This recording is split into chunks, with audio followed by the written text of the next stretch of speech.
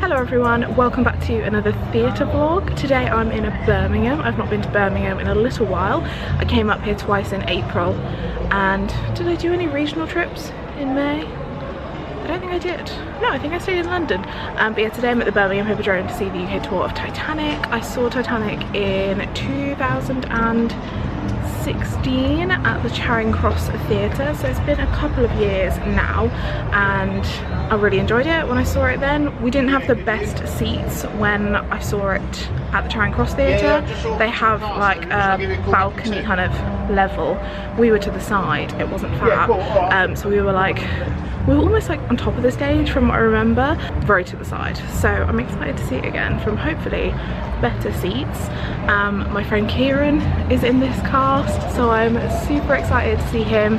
I think he plays the role of Officer Murdoch. And if you don't know me, bit of backstory, I first watched the film of Titanic when I was 10 years old on a boat, and I became obsessed, and I became obsessed with like the history of it. So I've been to such a geek. I've been to the museums in Southampton and in Belfast, visited the museum there, gorgeous museum. If you're ever in Belfast, highly recommend it. So I'm not just like a lover of the film, I'm like a lover of the history. And I know it's a weird thing to be obsessed with, like the sinking of a ship, but something about it just hooked me when I was a kid, and I'm weird. So when I found out there was a musical of it, and obviously it was on at Charing Cross, I was like, hell yes, I'm watching that. And then obviously I got the invite from the PR team here to see it tonight, and I was like, yes, I'm doing that. Anyway, I'm gonna like stop talking now. I'm gonna go find Amy. I think there's a little like drinks reception beforehand, which will be nice and exciting, and then see the show. I'm super duper excited.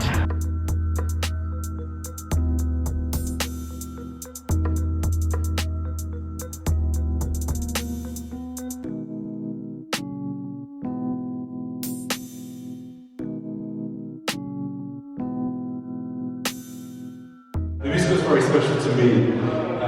This show started in a very, very small theatre in London in 2013 in a theatre called Southern Playhouse, which is, if you've never been, it's about the size of a bar in front of the house. It's absolutely tiny, holding about 200 people.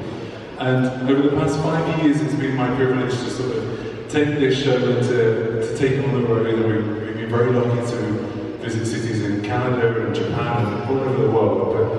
But I can't tell you how important and how special tonight will be for coming to my home, for coming home for me.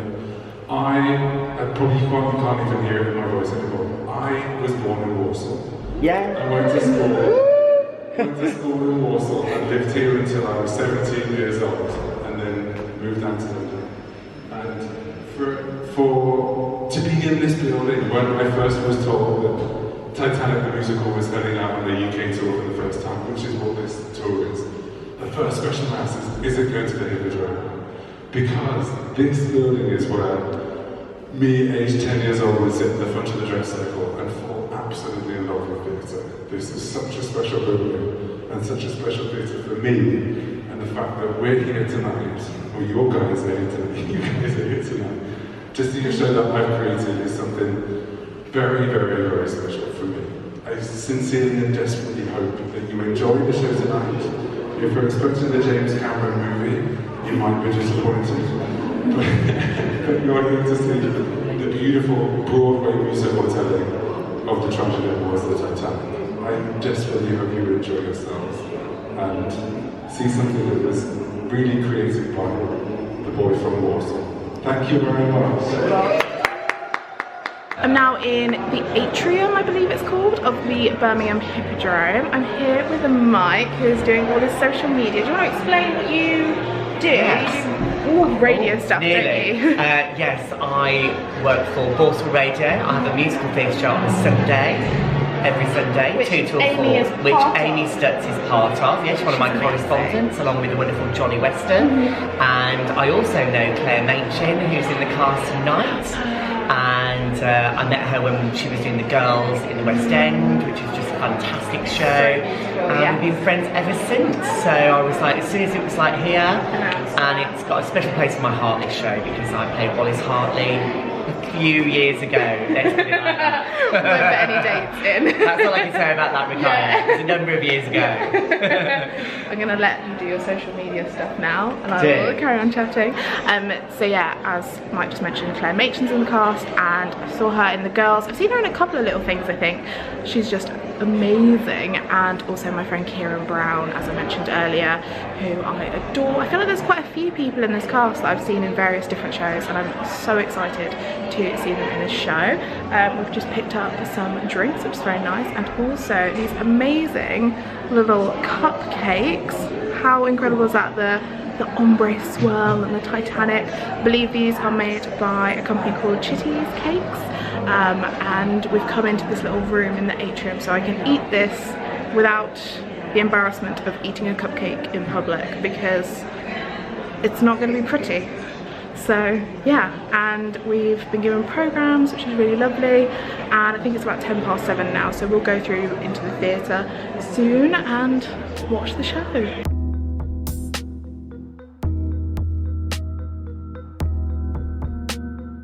Just waiting for Michael. He's popped to the loo. Always nice to meet new people at press nights, especially when they're regional ones as well. So yeah, as I say, I'm in the bar now. Oh, look at that purple lighting. In the bar right now. I'm in the stalls, M14. And Amy's going to join us as well, so that'll be really lovely. She's just finishing up her press duties because obviously she works here. The lighting is better on this side. Should have stayed with this side. I'm so excited to see the show again. I am so excited. That's Ladies and gentlemen, would you please take your seats as this evening's performance of Titanic will begin in 5 minutes. 5 minutes, ladies and Please gentlemen. note that latecomers will not be admitted into the auditorium until a suitable break in the performance, which this evening will be 20 minutes. It's quite a big break. You can be keen at the bars at the interval by ordering your interval drinks from any bar. I'm just going to let him Please note the bar.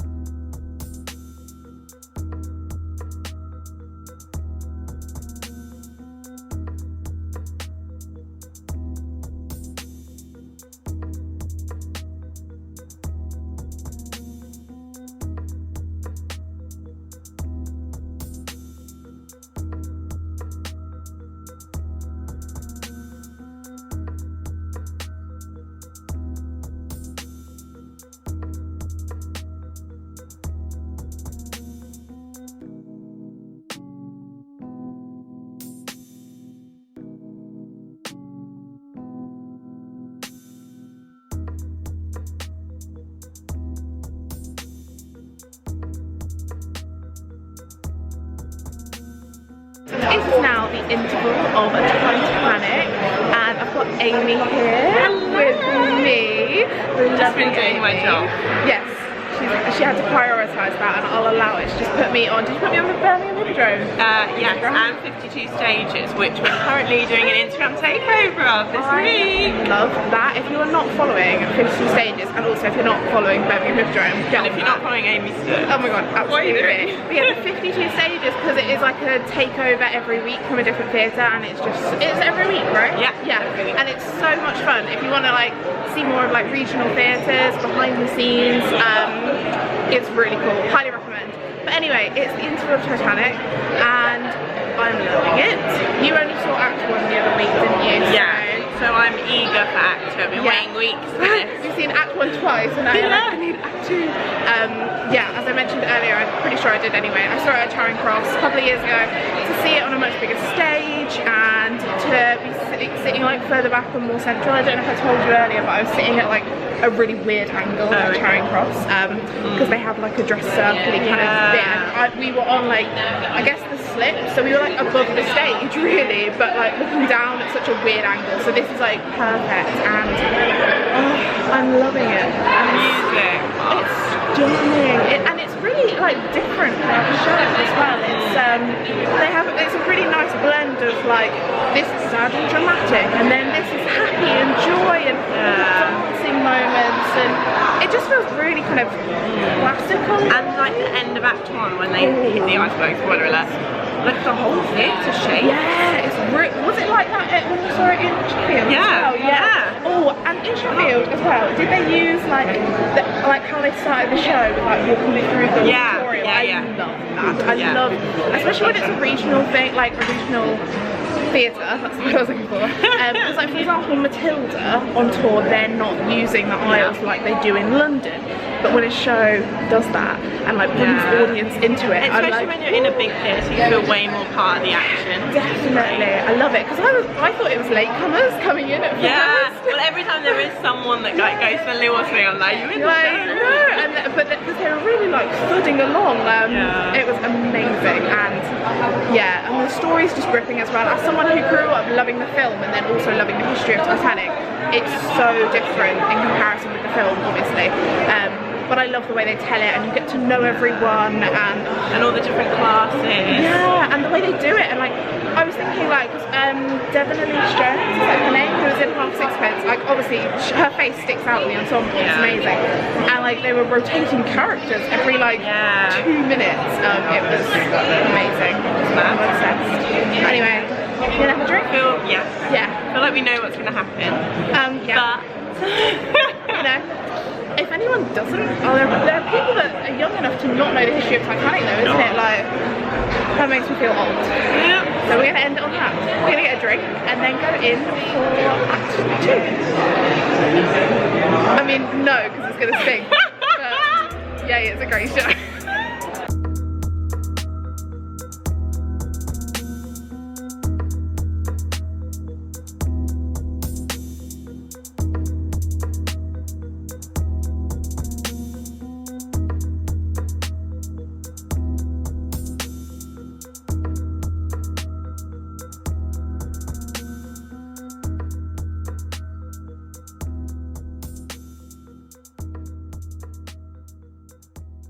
Hello everyone, welcome back to the chatty section of the vlog. As you saw, I recently went to see Titanic at the Birmingham Hippodrome. I was invited by the PR team there, so I just wanted to say a big thank you for the invite, because it's really lovely to get the opportunity to see more theatre regionally and to see more shows. As I mentioned earlier on in the video, I have actually seen a production of Titanic before. I saw it at the Charing Cross Theatre. I believe this is pretty much the same production, but obviously to be able to see it in a bigger space, the Charing Cross Theatre is quite small, so to see the set and everything in a much bigger space and to see it from a better view as well, because when I saw it at Charing Cross, I was pretty much on top of the stage. There is actually a vlog of that. It's probably very cringy for me to look back on. We were sat in one of their like side slips and literally right on top of the stage pretty much, and at a kind of a weird angle, so it definitely wasn't like the most optimum way to view the show, whereas obviously the seat I had to see it at the Birmingham Hippodrome was wonderful. I loved seeing it on a bigger stage, and the proscenium was gorgeous as well. It mimicked like the steel of the ship, and this was the same for the back wall of the stage as well, which they used in a couple of different ways, and I really loved it. I'll talk about that more a bit later. That was just my first impression, like walking in and just seeing it all there. I was so happy to be able to see it in a fuller way. The set for this show is very simple. I know for a lot of people thinking like, how are they going to do a musical about Titanic, and you know, just how are they going to do it? How is the set going to be? How are they going to do, spoiler, the sinking? But the set is super simple and I really love it. It's a 2-level stage and it mimics like the bridge of a ship basically, and kind of the decks of it really. It's very multi-purpose. They have a stairwell that they can move around to, like obviously move the story, move the characters. I want to say it's basic, but that kind of sounds like an insult and I don't mean it to be, but I think the simplicity works with this, because if they had like loads of different sets coming in and out, I think it would really detract from the story. It's obviously a sensitive subject, and I think one thing they do with this show very well is keep it very real with the characters and their personalities, and the focus is more on that, and rather than like any sort of extravagant set pieces or anything like that. So because there is just this one set, and like obviously props come in and out, but for the whole show it's that one set, and it means you focus more on the characters and the stories and the people that were affected in this tragedy. So I think it's a really respectful way to do it, and that's actually one of the things that I was constantly thinking about coming out of this production, is that it is so respectful of the story. It doesn't focus well, it doesn't like, how to phrase this, it doesn't just grab onto the tragedy and be really dramatic about it, in terms of like, what's the word I'm looking for? It's, I can't think of the word, but you know, it's, this sounds so horrible to use such a modern phrase with it, but you know, it's not like clickbait. It's not using the drama and the tragedy to draw you in. It's heartbreaking, obviously, and there are dramatic points, but they don't focus on that. They don't make it like gory or anything like that. It's just very, very raw, very real, but very respectful, and kudos to the whole production for that. So yeah, a big shout out to David Woodhead, because the set was designed by him, and I just really love the simplicity of it and the way that makes you focus on the characters and the real stories. I think it's wonderful. And also, because of the very simple set, I feel like the lighting is very creative as well. The lighting has been done by Howard Hudson, and one moment that really stuck out to me, and I can remember it so vividly, is in one of the boiler room scenes, because for the most part the kind of colour palette of the show, it is like dark blues and sort of steely colours, obviously to mimic the ship's steel with the backdrop and such. But there was this moment where we go down into the boiler room, and obviously you've still got the set there of the decks, but suddenly the stage was like awash with these like browns and these like muddy tones, and it was just really atmospheric. And it's almost like with that ingenious lighting, you couldn't see the obvious railings, and you couldn't see the fact that the decks were still there, because it just really transported you into the boiler room. So I loved that. The lighting throughout the show was really gorgeous though, and especially because there were so many characters, there were obviously so many stories to tell. It was really amazing, actually, a true shout out to the ensemble of this show. I mean, it's very much an ensemble piece, but for most of them, they were changing characters pretty much like every minute. Oh god, it was amazing to watch. And because obviously I was in the stalls, and because it's something I think about, I don't think for many kind of casual audience members, casual theatre goers, I don't think they would have noticed this as much, but it's a pretty small cast really, and one minute they were third class passengers, the next minute they were first class passengers, and it would just be kind of like a revolving door of characters. But I think that was really wonderful in the way they did that, because then you obviously got to hear everyone's stories throughout the passage of the ship, and it was just wonderfully done. But yeah, because of these multiple characters going on, the lighting was used really brilliantly in terms of like highlighting different people at certain points. And I'm not saying like a massive obvious spotlight on them, but it was just really subtle in the sort of gradual lighting onto one person, moving on to another part of the scene. So you just immediately were focused to the right bits at the right time. It was just very cleverly done. Talking about the ensemble moving between characters, I loved that. I think it's such an interesting dynamic. It must be havoc for them in the wings trying to like do their costume changes, I can imagine, but I really loved that layer that it added to the story, especially going between Act 1 and Act 2, because obviously Act 1, everyone's just very excited about the passage and it's all very happy and jolly. But then Act 2, it takes a real shift, because not only is the ship sinking, but obviously people change, because suddenly there's panic and, you know, you go into survival mode, and it was haunting watching how well the actors changed that part of their character. One of the shifts that really kind of stunned me and broke my heart was from Louis Cornet, and he plays a bellboy in the show, and there's this one moment, I believe it's with the third class passengers, who were obviously they were locked below deck because they wanted to get the first and second class passengers on the lifeboats first. And for the majority of the show, Lewis's character was obviously incredibly pleasant. He's young, he's sweet, he's kind of like a bit of a Gavroche kind of character in terms of you feel like endearment to him. But then he snaps, and I can't remember the exact line, but he's basically saying to the third class passengers, like, know your place, like you'll wait there until given instructions. But obviously they know the ship is sinking, and if they don't have a chance to live, they're just going to die there. It turned my blood a bit cold. It was just so shocking, and it's so powerful, and as I say, obviously the story is so real, and I feel like with this production you really become enveloped in it, and you kind of forget that you're just watching it like on stage because it's such a tragedy and you really feel it.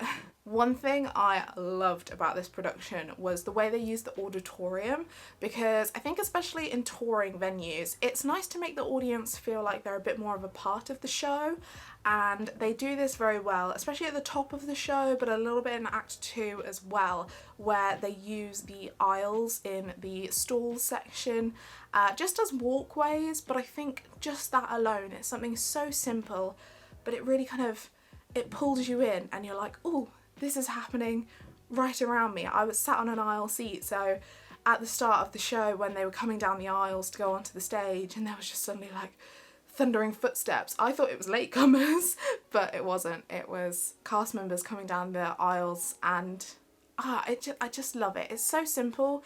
It's very easy to do, obviously, if it makes sense with the story, and I just thought it worked brilliantly. The music and lyrics in this show are by Maury Eston, and I think they are so beautiful and apt for this show, and I really love how the music, this sounds really obvious, but it's not the same throughout the show, if that makes sense, because obviously you've got the first class passengers and the third class passengers. There is a couple of second class passengers in this show, but it mostly focuses on the high and the low of the passengers. Not to sound mean, no offence, third class passengers. But the music does kind of shift between the songs that are for each class, and it's very clever, it's very simple, and it's not obvious as such. It's not like in your face, like this is going to be a different style of song because of this class, but it's just subtle, and I just thought it added a whole other layer to the story and the show, and I really appreciated that. And there are some real earworms in this show as well, and just the music's divine and works with the piece stunningly. I'd forgotten how many familiar faces were in the cast for this production, so it's really nice to see loads of familiar faces, one of which is my friend Kieran Brown, who plays Officer Murdoch. I've seen him in a few shows before, such as Wicked and Phantom of the Opera, and he's just brilliant for this role. He has one of the scariest moments in the show as well, so he made me practically jump out of my seat, which was fab. Not the situation. The situation is not fab. I'm not going to spoil it for anyone, but yeah, it's a moment. And as well, we have Devin Ellis Johnson, who was in Half Sixpence. She played one of the Kates. So there are 3 third class passengers and they're all called Kates, and it's the joke that they're all Irish, so like it's a very Irish name. So she played, which Kate was she? She was Kate Murphy, and it was lovely to see her on stage. She really does like stand out. They all have multiple roles pretty much, but yeah, she really stood out for me in all of her roles. And gosh, in some of the second act, she was just like, her acting through her face was just absolutely heartbreaking. It was wonderful to see Claire Machin, who plays Alice Bean. She is one of the second class passengers, and bless her, she's obsessed with the first class passengers. She really wants to get to know them. She wants to be in that crowd, and she's just so funny, just naturally, like she doesn't even need to try, and then she's got a beautiful singing voice as well. So she's absolutely perfect for this role, and just so funny, bless her. She definitely has, I think, the most laughs in the show. Obviously it's not going to be the funniest show overall, but she's the comedy relief that you need in a quite heavy show. It was also really lovely to see Niall Sheehy, paranoid I'm saying his surname wrong. He was playing the role of Frederick Barrett, so mainly one of the boiler room men. He's just got such an amazing voice, and it's just lovely to see him on stage. And it's been a while actually. I don't think I've seen him. Oh, I think the last time I would have been Miss Saigon, which is ages ago, Miss Saigon at the Prince Edward Theatre. But yeah, fantastic in the show. Really enjoyed seeing him again. And someone that I haven't seen in a show before, but really stood out to me in this production, I really enjoyed the way she played her character. That was Rukaya Cesar as Kate McGowan. I was just drawn to her so much, and I think it helps that her character she does kind of stand out a bit more from the three Kates, so I think she just had the kind of the opportunity to stand out a bit more, but I just thought she was fantastic, and now she's definitely going to be one that I'll watch out for in the future because I thought she was brilliant. What I think is really brilliant about this show is that it truly is an ensemble piece. It's not really like anyone steals the spotlight, and at the end I was straight up at the bows to applaud all of them because it wasn't the case of like, these were your leading people. Like it was such an ensemble effort, especially considering the amount of like changing characters that some of them have to do. So that was just an absolute triumph to watch. I am so happy that I've been able to see the show again. I am a bit of a Titanic geek. I am obsessed with the history of it.